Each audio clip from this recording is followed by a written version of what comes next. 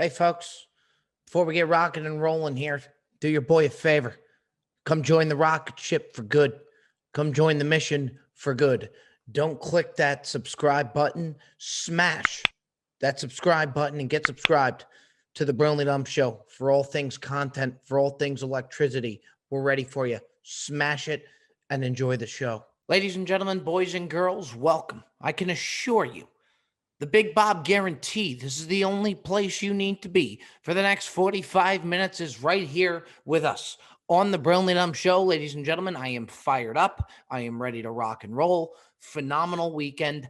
I had about 5 Caesar salads this weekend, and I'm not even counting Friday as a weekend. Saturday and Sunday, we know how I feel about Caesar salads. When I'm eating them, I'm a better person.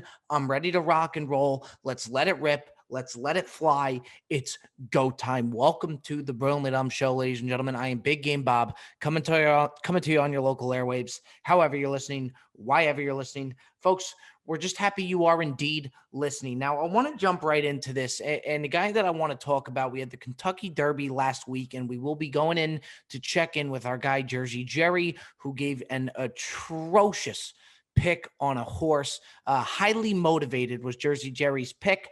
This horse was not motivated. In fact, this horse is probably still galloping around the track right now. Just a horrific pick. And like I say to Jerry all the time, you're going to get some wrong, and you're going to have people on the internet that are going to give you a hard time. The bottom line is, if you've been riding with Jersey Jerry for the past 15 picks, he's probably 12 for his last 15. You're going to get some wrong. We're going to check in with him to give his take. This one was terribly wrong. There was nothing even to cheer about, which sucks. I was just hoping, for the sake of all the people that bet on it, the win play show bet, that they would at least have something to cheer about throughout the race where the horse was close.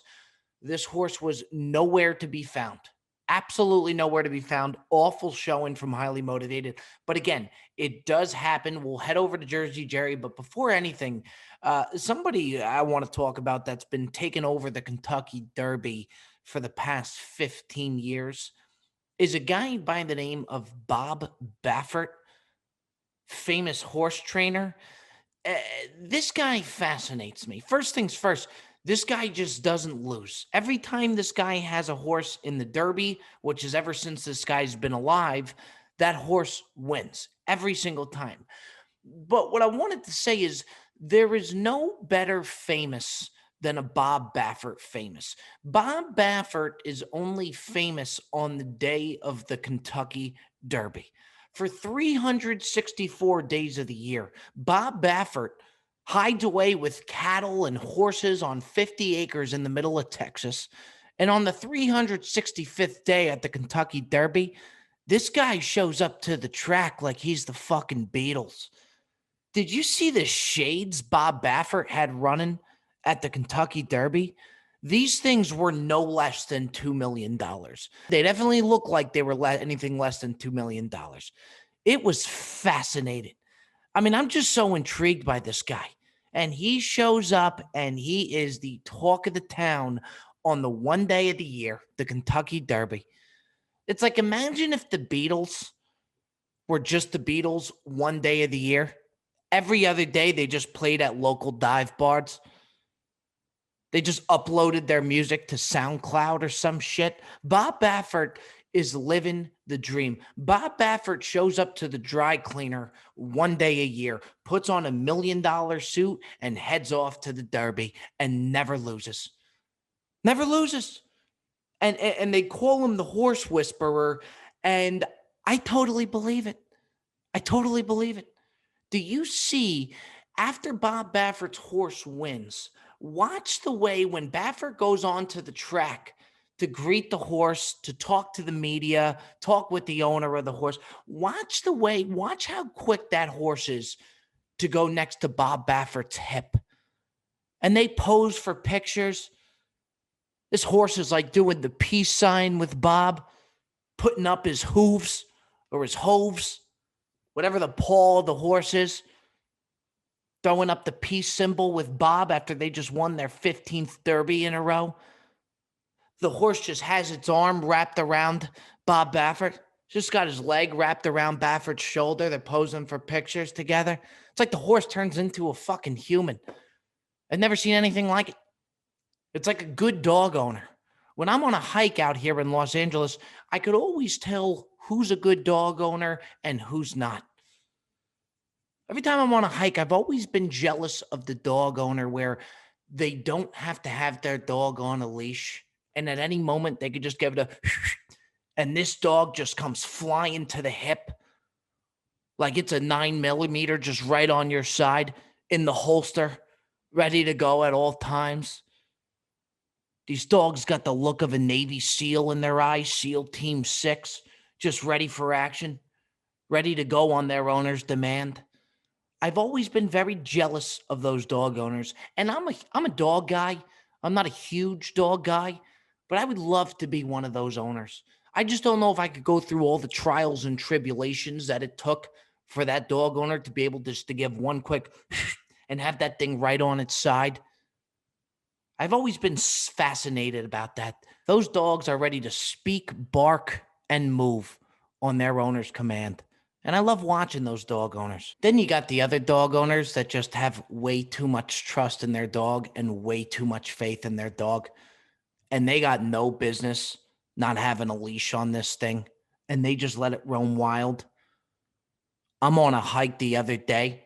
I got this big old pit bull that probably weighs about 5 pounds more than I do, just bolting down for me. The thing's just drooling from the side.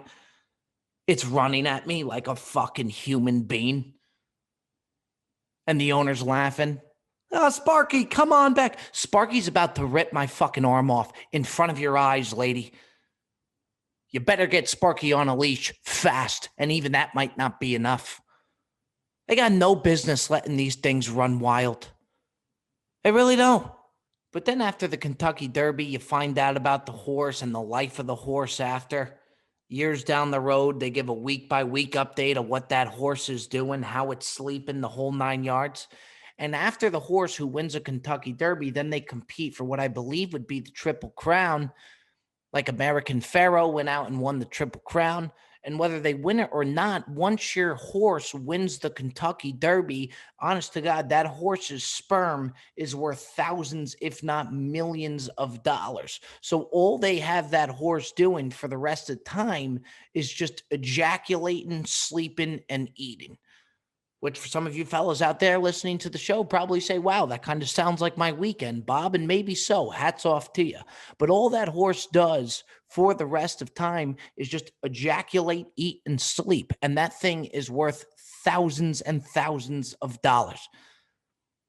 And I wonder, like American Pharoah, if they just have this thing ejaculating all day, who's the guy catching the sperm? You know? Talk about a tough gig.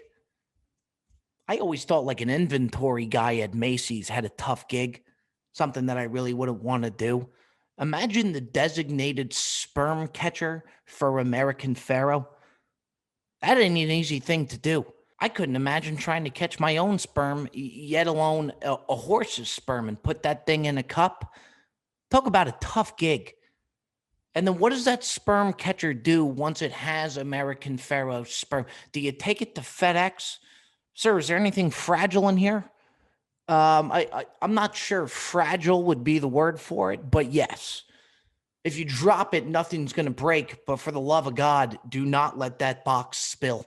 And let's do priority shipping on that. As a matter of fact, let's overnight that sperm. That's a tough gig.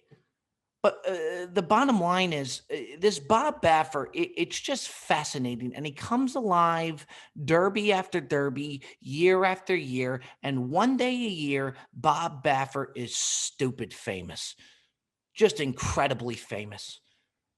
I could be sitting next to Bob Baffert at my local deli on a random Tuesday and have no idea who he is. And then I could be sitting next to Bob Baffert at my local deli on the day of the Kentucky Derby and ask for an autograph and probably take a picture with Bob Baffert. He's a beautiful, beautiful famous, that Bob Baffert. And I look forward to seeing what suit he has rocking on next year. Anywho, ladies and gentlemen, here on the Brilliant Dumb Show, we are moving on. Well, ladies and gentlemen, we said we were going to get them. We have them in the waiting room right now, ready to rock and roll. Is Jersey's finest to give his take on the Kentucky Derby, his disaster of a pick. Let's bring in the big fella himself. This is Jersey Jerry Gerard Gilfone. Are you with us? Gerard Gilfone. Are you with us? Jerry Diesel, ladies and gentlemen. Jerry, talk to the faithful, would you?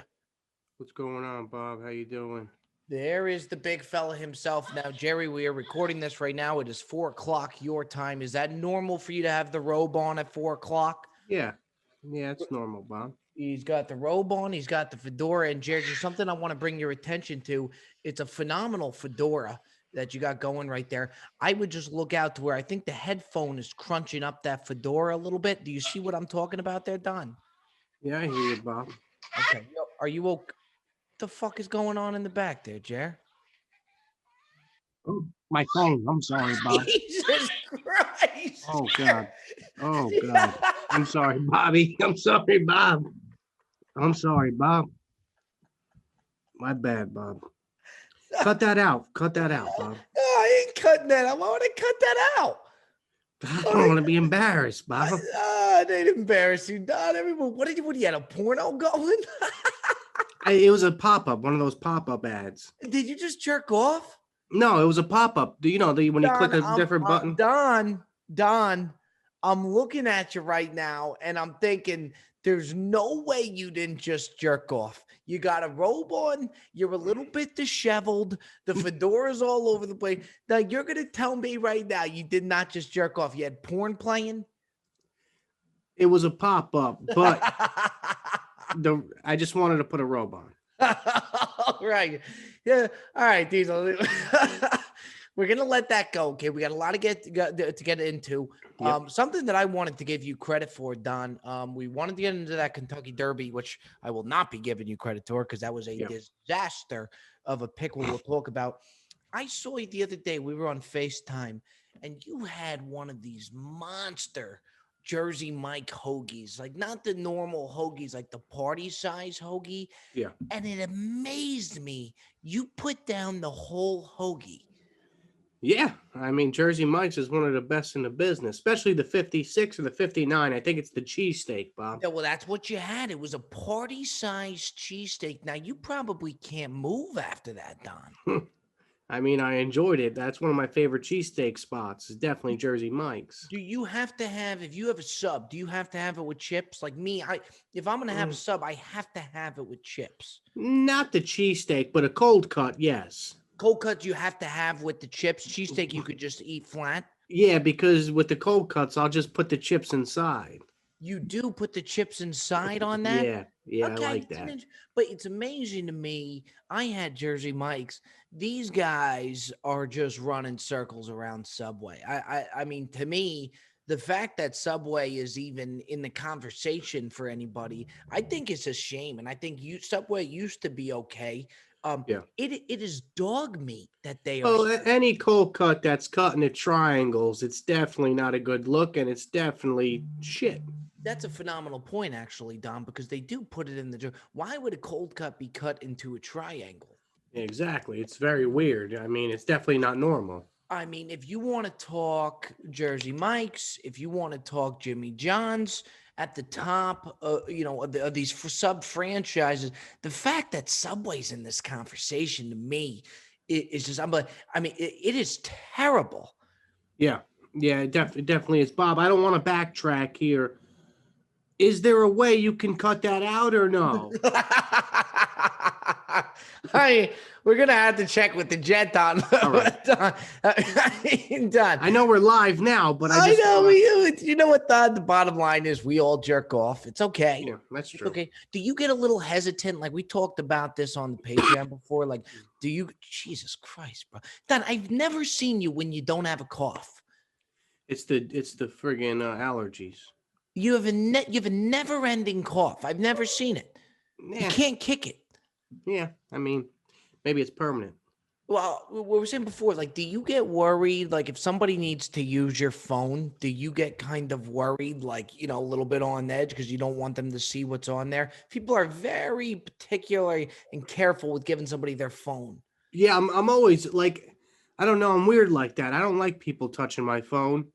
But I have my browser set up to where it's a permanent delete. Every time you search, it automatically deletes. Not after 30 days, right away. So you mean to tell me when you go to jerk off, you do a private browser that automatically deletes it?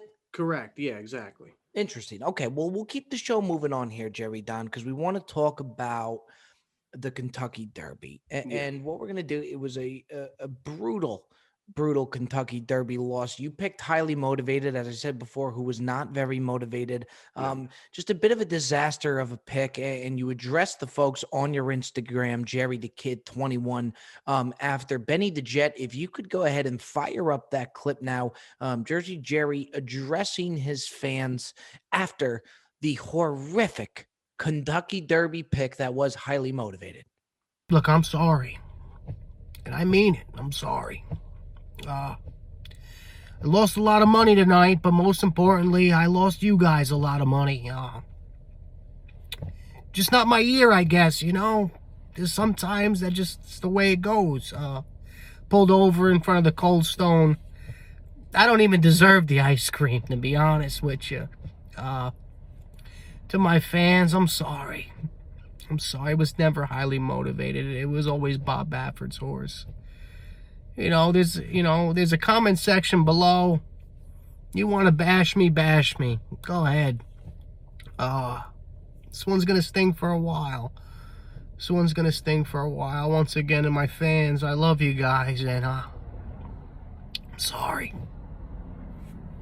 Don, I hear that clip and I do feel for you. And I've said this time and time again. First off, he was a 10-1 dog, and I appreciated you taking a shot like you did. And I think you've reached such a level of people expecting you to hammer and nail your pick every single time. That I do feel for you in that sense. And I think a lot of people did. A lot of people lost money though, because of you, Don. So I get them being upset, but I'll give you the floor. Just your thoughts on how miserable of a pick that was. Well, I learned one lesson. Let's backtrack to Super Bowl and everybody, all over the Chiefs. And I just said over the years, I learned not to bet against Tom Brady. It's just something you just don't do. And fast forward to the Kentucky Derby, I should have seen it. I should have seen the signs. One thing you don't ever do in a Derby is bet against Bob Baffert. Now that's Bob motherfucking Baffert. That's the best guy in the business. I mean, am I a sucker? Yeah, I am a sucker. Am I hurt that I let a lot of people down? Yeah, I am hurt. I mean, just look at my Instagram. You haven't seen me post nothing since that day. I mean, I'm still getting over it. You know what I mean? It upsets me that I lost people money. But that's just the nature of the business I'm in, and I look forward to getting back on track. I'm going to have the Instagram fired up soon, but it still stings. And one thing's for sure, what I also should have seen was a jockey by the name of Javier Castellano. Yep. 0-14 in the Derby leading up to this one. I thought he was going to win because of the COVID year. Crazy stuff happens during the COVID year. I said this is the year he wins it. Let's just say Joe Tears wasn't on the saddle for that one. Joe Tears was not on the saddle for that. By the way, rest in peace, Joe Tears. And I got an announcement to make, to the people. One way to get back is doubling down next Preakness. Yeah, we could do that. But I'm actually serious this time. I'm in the market to buy my own horse. No, Don, that is not the way.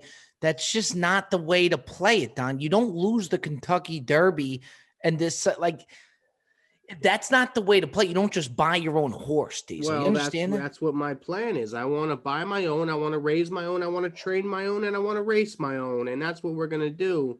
And I'm excited, and hopefully within the next couple weeks, maybe sooner, the people will be getting an announcement. Jersey Jerry buys a thoroughbred racehorse.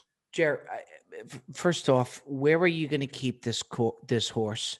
Hey, you live in New Jersey. Okay, where are you going to keep this horse? I'll keep it in Florida. I'll keep it in Kentucky. I don't know. I'll keep it somewhere. Now, Don, while I do not think that this is the play at all, and I really hope you're not actually taking this seriously, and what scares me is I would not be the least bit surprised to actually see you buy a horse. But call me crazy, but when you were in rehab, you actually did work with horses, no? Yes, I did. I cleaned the horses up. It was part of our therapy. We would went to the farm once a week. I think on a Thursday or a Friday. We would do horse therapy, and what we would do is we would take the horses out, put them in the stable, clean up the stable, clean the horses' hooves, put the horseshoe on. I mean, we did a lot of stuff. We would, not race the horses, but we would ride them around a little tiny track, small track, and it was a blast. And that's, really my first experience being with horses. Jesus, Don,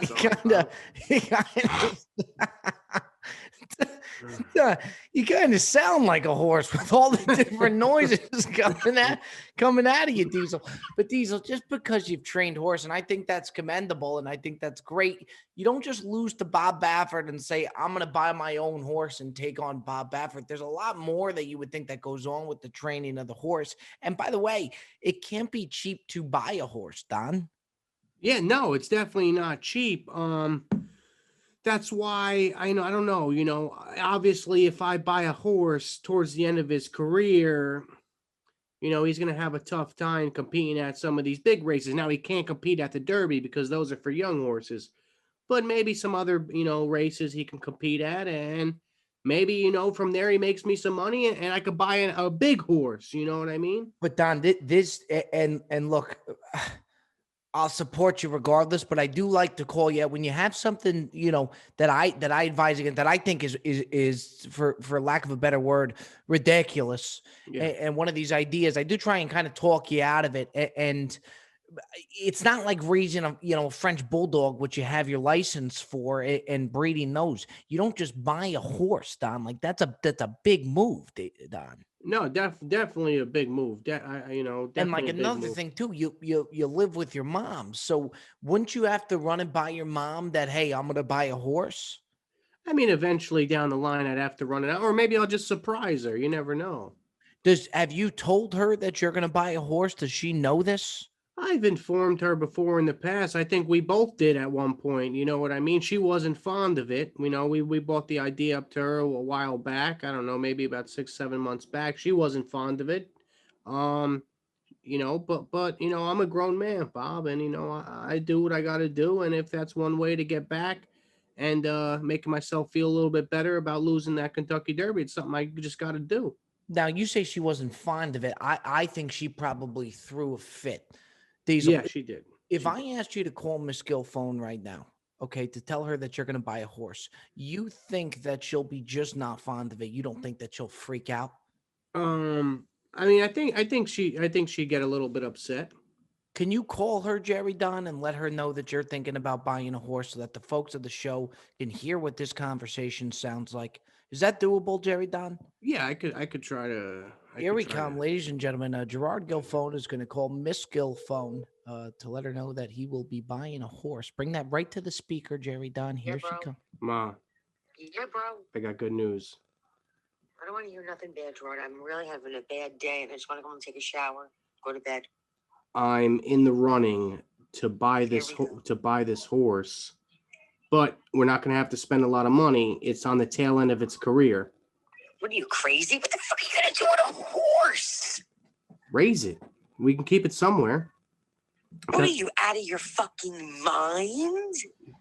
You think Aunt Laura would let us keep it there or no? No, she don't have it no more. She got rid of the horse. She can't keep it in her backyard. You're gonna have to pay for hay and everything. What are you, fucking a sick soul, you motherfucker? That didn't work out too good, but I got new.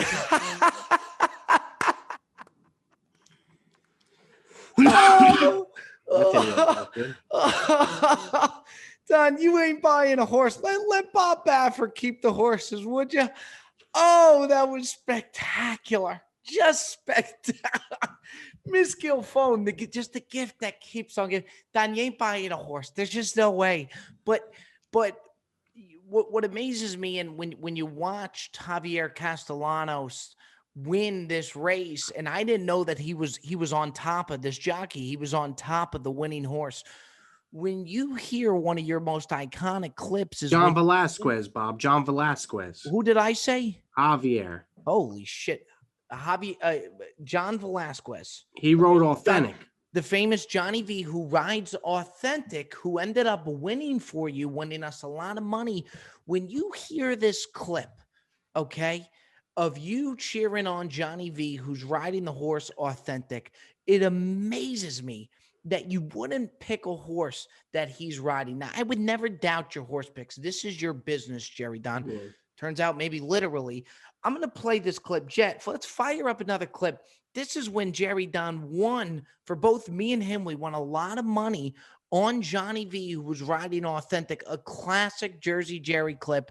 Jet, let it rip. Get him up there, Johnny V! Stay in front, Johnny V! Stay in front, Johnny V! Stay in front, Johnny V! Get him up there, Johnny V! Stay up there, Johnny V! Stay up there, Johnny V! We did it! We did it! A horse of a lifetime! Don, do you watch that clip and think to yourself, or when you saw him at the winner's circle, thinking to yourself, why would I not go with Johnny V? That was actually my first thought. I just didn't like Medina Spirit. I didn't like the way he raced. I don't know, man. I just seen highly motivated. I seen him race the favorite in that race was whatchamacallit? You got more noises. Sorry, You Bob. got more things coming out of your body at any given notice. It is a 12-piece orchestra you're running here, Don. But I seen him race the favorite at the Kentucky Bluegrass, and I just said to myself, it's a flashback from last year when Authentic was racing against the favorite a couple races prior to the Derby. I said, this could happen again. It actually will happen again. And just highly motivated.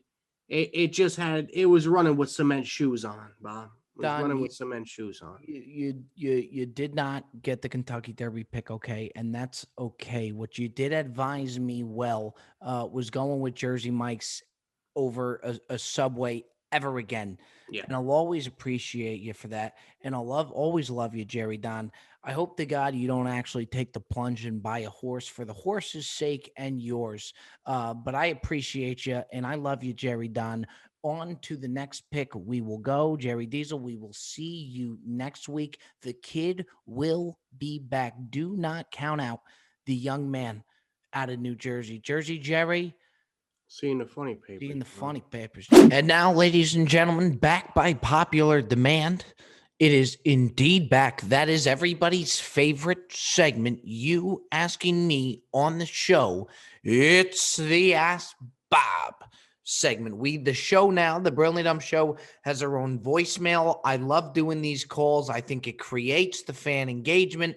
I like hearing from you folks, not just in the DM, on here, on the airwaves. I think it's great. I really do. They are back. We have the number for the voicemail. If you want to call in to the Brilliant Dumb Show, 848-281-7906. That's 848-281-7906. Benny the Jet, let's rattle off the first one here. Hi, Bob. Real important question here. Now, when it comes to bringing donuts into the office, I go and select a dozen. I'm thinking Sydney, she wants some sprinkles. Lori, she's just going to take some chocolate with white icing. But what do you think of the guy that just goes in there and says, hey, I'll just take a dozen assorted? I find it lazy. Nobody wants that donut with the white frosting and the crushed peanuts on it. Nobody wants that. It just goes uneaten. Just want to get your opinion on that. Thanks for your time.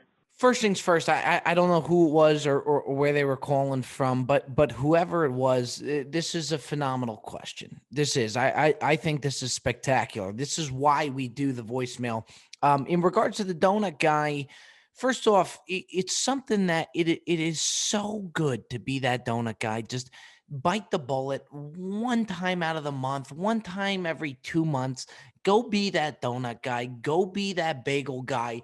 I just think it goes such a long way in the office. I really do. And by the way, you could be the bagel guy without even having to be the bagel guy. A lot of times, what I would do is I would go into the office, see somebody that just had breakfast, and then ask them, "Hey, I'm going to get bagels, Jesse. Do you want anything?" Me knowing that Jesse's not going to want anything, he just had a bagel. Jesse could be a she too. She just had a bagel. So you could throw out the offer that goes a long way, even though you know they're going to say no. It's like going and getting them bagels without even having to go and get them bagels. For example, my dad, something that he used to do as a salesman, I thought this was absolutely brilliant. He would get a certain amount of Yankee tickets to him. He would get those package Yankee tickets. Say he gets 5 Yankee tickets. What he would do is he would call every customer first that he knew was not going to accept the Yankee tickets and offer it to them. This way, it's like he gave them the tickets without giving them the tickets. You're checked off the list for offering the tickets, even though he knew damn well they were never going to accept them.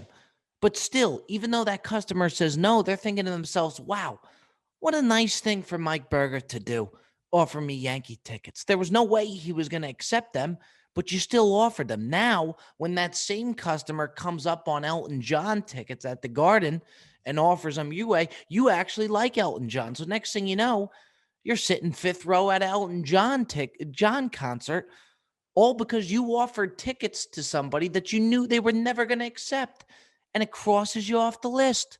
I see somebody in the office that just ate their lunch. I say, "Hey, Johnny, I'm going to pick up some Thai food. Can I get you anything?"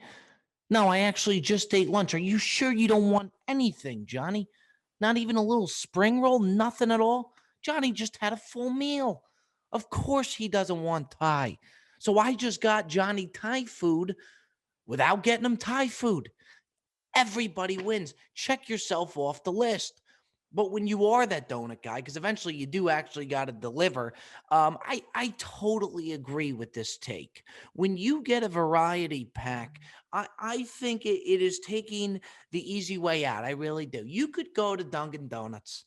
You could get a variety pack of 12. You could open that donut case and know exactly what donut is not going to be eaten, or the most undesirable donut in there, you know.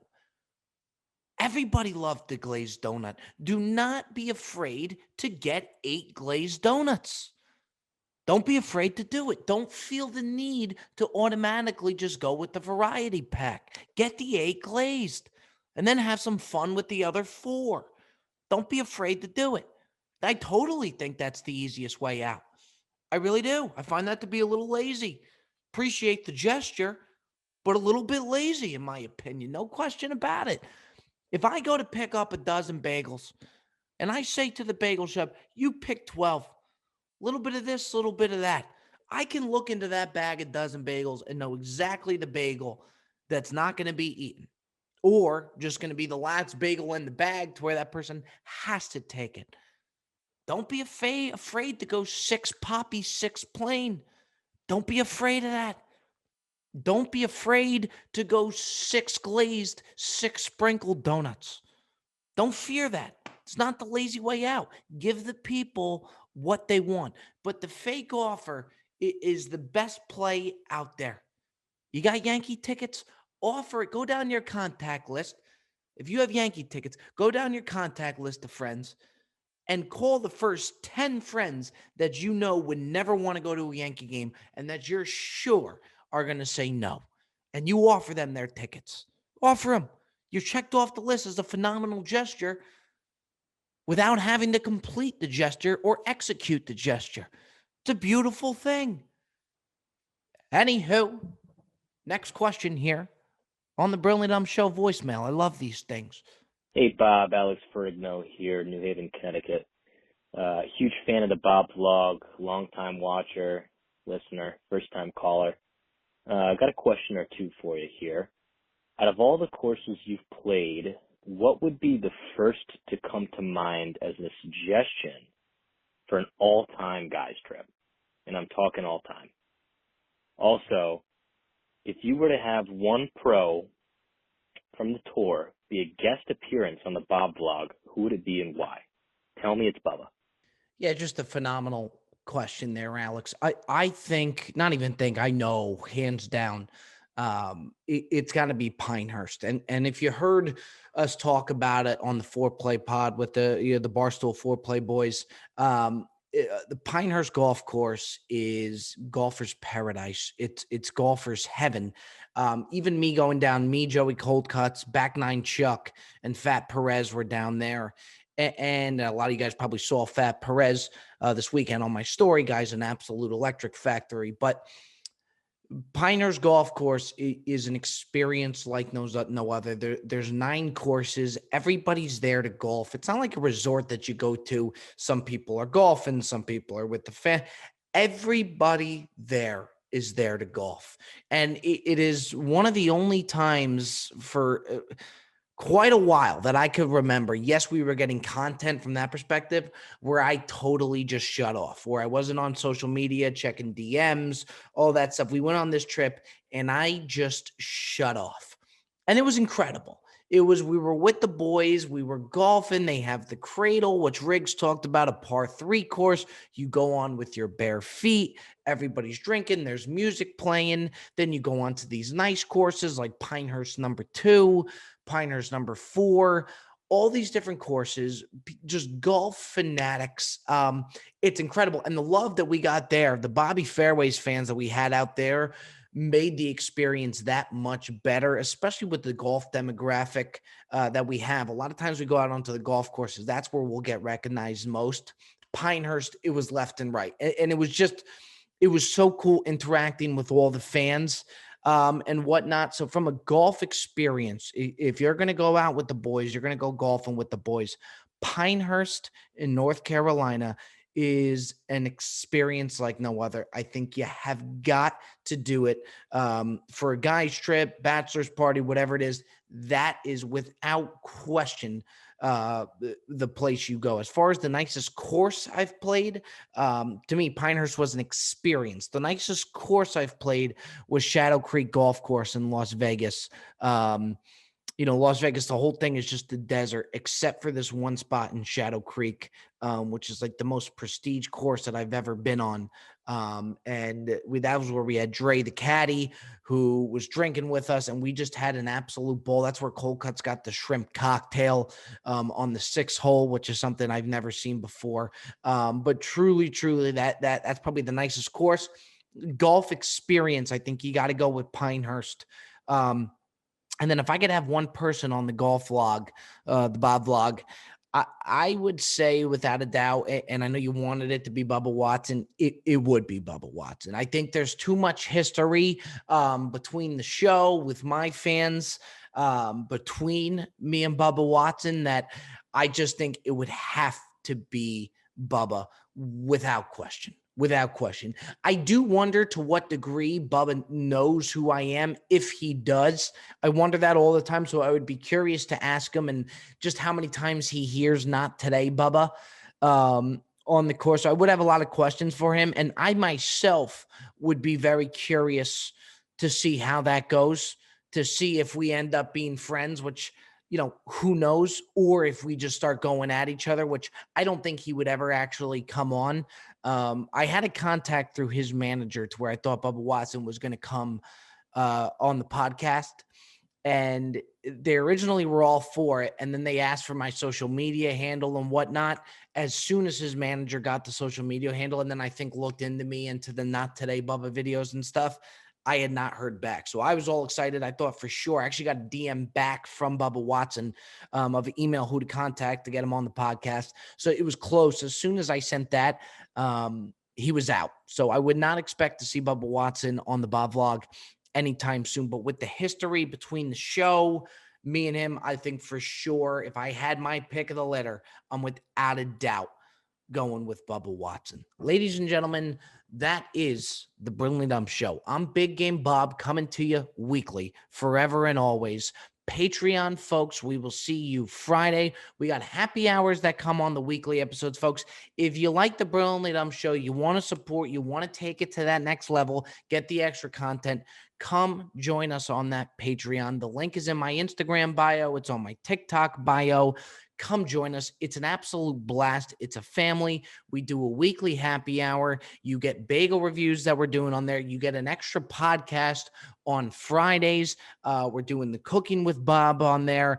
It's just an absolute ball. If you want the extra content, you want to continue to support the show, please get signed up to that Patreon. We will see you over there. Ladies and gentlemen, it's been a ball. We will see you next time on the Brilliantly Dumb Show. Have a damn good week. Take care now, folks.